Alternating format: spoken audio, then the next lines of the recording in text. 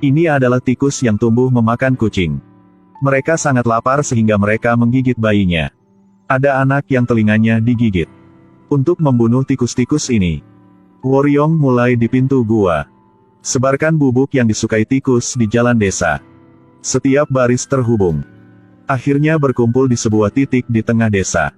Tapi ini baru permulaan. Lalu dia membakar tumpukan besar kayu bakar. Tunggu angin datang cepat, taburkan bubuk pengusir tikus. Di bawah kendali angin, asap tebal bercampur bubuk mengusir hewan pengerat. Dengan cepat menyebar ke setiap sudut desa. Penduduk desa menutupi hidung mereka dengan sapu tangan. Diam-diam menunggu hasil untuk membunuh tikus. Bersama dengan desa asap yang menyebar, tikus-tikus itu tiba-tiba tidak punya tempat untuk bersembunyi. Woryong sekarang mengambil seruling untuk dimainkan. Di bawah serulingnya yang merdu, tikus yang tak terhitung jumlahnya keluar satu demi satu. Jumlah tikus semakin banyak. Hanya bisa membayangkan dari banyak hal. Penduduk desa juga terkejut sampai syok. Tidak pernah bermimpi bahwa desa tempat mereka tinggal sepanjang hidup mereka memiliki begitu banyak tikus. Bahkan Woryong pun ketakutan. Dia belum pernah melihat begitu banyak tikus dalam hidupnya. Dengan sangat cepat tikus-tikus itu berkerumun dan berlari ke satu arah dalam waktu yang bersamaan. Titik akhirnya adalah tempat Woryong memasang jebakan. Tapi kecepatan tikus terlalu cepat. Begitu saja, harus menutup lubangnya. Woryong buru-buru meraih tasnya dan berlari menuju gua. Melihat tikus datang, Woryong tidak sabar dan berhati-hati agar tidak tersandung. Khawatir itu tidak akan tepat waktu. Untungnya, putra Yang Nam muncul tepat waktu. Gunakan pagar untuk memblokir 3 persimpangan. Lalu taburkan bedak di pintu masuk gua. Saat ini, tikus dengan cepat tiba. Yang Nam sangat kurus, aku tidak tahan. Pagar perlahan jatuh ke satu sisi. Bahwa Yang Nam menemukan seekor tikus berlari di tangannya. Sepertinya dia akan digigit tikus. Tapi kemudian tikus itu tiba-tiba menghilang. Ternyata ayah datang tepat waktu. Di bawah kerjasama ayah dan anak, tikus akhirnya memasuki gua. Woryong dengan cepat menggunakan seluruh kekuatannya untuk mendorong batu di sebelahnya untuk memblokir pintu masuk gua. Dan akhirnya memecahkan wabah tikus yang melanda desa selama bertahun-tahun. Woryong juga menjadi pahlawan desa. Tetapi dia tidak tahu bahwa ini akan membawa kematian baginya. Ternyata wabah tikus itu dari kutukan penyihir. 20 tahun yang lalu terjadi wabah penyakit kusta di desa tersebut. Kepala desa dengan kejam mengejar semua pasien ke atas gunung. Penyihir yang baik tidak menyukai tindakan kepala desa. Bersama dengan orang sakit, mereka membangun desa baru di atas gunung. Siapa yang mengira perang akan pecah? Kepala desa membawa penduduk desa ke gunung untuk berlindung. Awalnya penyihir itu tidak mau menerima mereka. Tetapi kepala desa sengaja mencubit seorang anak. Membuatnya menangis seketika, membangkitkan simpati penderita kusta. Pada akhirnya penyihir itu menahan kepala desa dan yang lainnya. Tetapi saya tidak pernah menyangka bahwa kepala desa akan berubah. Mengikat penyihir dan orang sakit. Menempatkan mereka di sarang untuk memberi makan tikus. Tidak mengharapkan itu. Penyihir yang mengandalkan memakan tikus secara ajaib bertahan hidup. Dia sangat marah sekarang. Menggunakan hidup sebagai harga.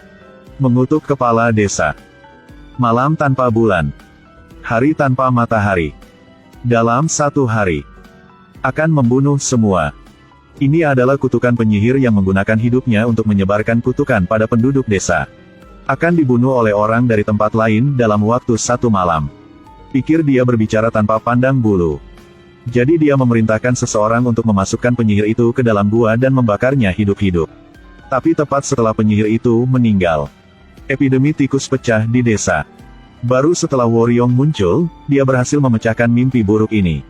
Di hari-hari berikutnya, Woryong dan gadis desa Misuk mengembangkan cinta rahasia. Keduanya biasa bertemu mereka di hutan, tetapi hari itu mereka tidak sengaja ditemukan oleh kepala desa. Jadi dia pergi ke rumah Misuk dan menginjak pergelangan kakinya. Lalu peringatan ganas. Jika dia berani keluar dari desa setengah langkah, dia akan memberitahu dia. Woryong membantu penduduk desa mengatasi penyakit tikus. Merasa seperti akan meninggalkan desa, Misuk buru-buru memohon Woryong untuk membawanya. Tapi Woryong ingin mendapatkan remunerasi terlebih dahulu sebelum pergi. Pada awalnya kepala desa berjanji, jika dia menyelesaikan wabah tikus, dia akan membelikannya mobil yang bagus. Uang ini bisa membawa anakmu ke dokter. Tidak pernah menyangka ketika Woryong datang untuk meminta kompensasi. Kepala desa membawa kucing mati yang telah dia persiapkan sebelumnya dan mengatakan itu adalah kucing yang mati digigit tikus. Wabah tikus masih belum terpecahkan.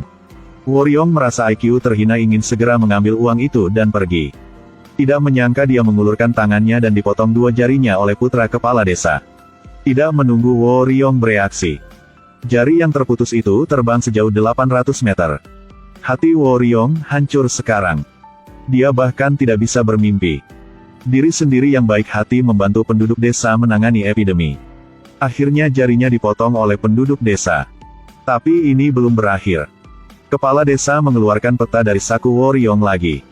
Menunjuk wajah Woryong yang menuduhnya sebagai mata-mata. Datang ke sini untuk menyerang desa mereka. Tidak peduli bagaimana Woryong menjelaskannya, penduduk desa menolak untuk mempercayainya. Misuk datang. Dia ingin menjelaskannya pada Woryong, tapi kepala desa melirik Misuk yang ketakutan. Di bawah ancaman kepala desa, dia hanya bisa menghapus hubungannya dengan Woryong.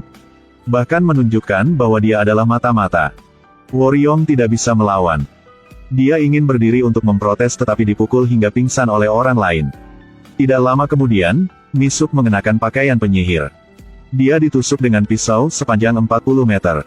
Penduduk desa sangat sulit untuk dipahami. Hanya melihat mulut Misuk membacakan kutukan penyihir tahun itu. Tiba. Dia telah datang. Penduduk desa merasa ngeri dengan pemandangan yang tak terduga itu. Berkata pada saat yang sama untuk melepaskan ayah dan anak Woryong. Tapi kepala desa yang jahat tidak mau membiarkan mereka pergi. Bola nasi yang diracuni secara diam-diam. Yang Nam tidak tahu apa yang harus diambil dan dimakan. Segera setelah itu, bocah itu tidak berhenti muntah darah. Akhirnya jatuh tak pernah bangkit lagi. Woryong memeluk mayat beku putranya. Pertahanan di hati benar-benar hancur. Dia bersumpah bahwa dia harus membalaskan dendam putranya. Woryong mengambil segenggam bubuk jeruk nipis dan mengoleskannya ke seluruh wajahnya. Lalu taburkan ke seluruh tubuhku. Lalu taruh tangan di atas bubuk kapur. Ambil batu besar dan hancurkan.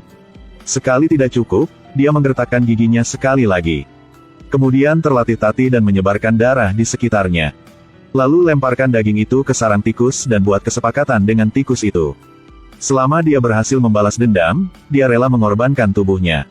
Woryong memainkan seruling di depan, ada banyak tikus di belakang. Dia ingin membawa tikus kembali ke desa.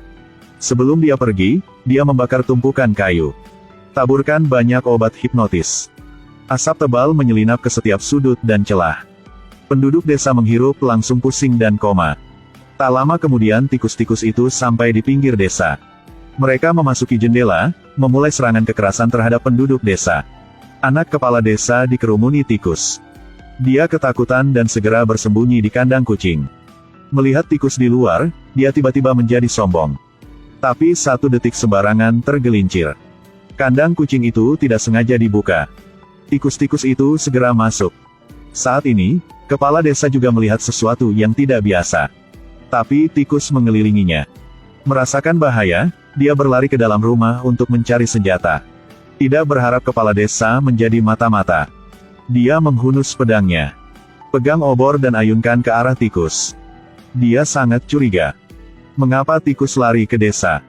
Baru setelah Woryong melangkah keluar dari desa asap, dia baru mengerti. Ternyata banyak yang dilakukan oleh Woryong. Bagaimana manusia bisa seperti ini? Bagaimana bisa melakukan hal seperti ini? Kau tidak berhak menjadi manusia. Tunggu sampai kepala desa bangun. Kegelapan di sekitar padat dengan mata.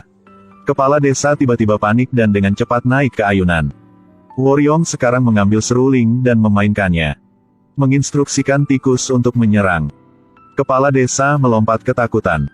Tapi rantai ayun tidak tahan langsung putus. Kepala desa jatuh dengan keras ke tanah.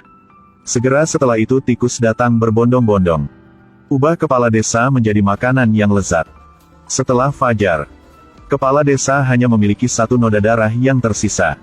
Desa memulihkan ketenangan. Selain beberapa anak yang baru bangun tidur. Tidak melihat orang dewasa lainnya. Sekarang seruling berbunyi lagi. Anak-anak menemukan jalan mereka menuju suara seruling. Woryong memainkan seruling terlebih dahulu. Bawa anak-anak ke puncak gunung. Akhirnya dibawa ke pemimpinan Woryong. Anak demi anak pergi ke gua yang gelap. Woryong dengan cepat menggunakan batu itu untuk memasukkannya. Dia akhirnya berhasil membalaskan dendam putranya. Tapi itu juga harus membayar harga tinggi. Jika kepala desa tidak membalas dendam pada Woryong sejak awal, dia tidak akan melakukan balas dendam yang begitu kejam. Akhir dari film ini kontroversial. Ada yang mengatakan bahwa anak-anak itu tidak bersalah. Ada juga orang yang beranggapan bahwa anak harus menanggung kesalahan orang tuanya. Apa pendapat Anda tentang ini?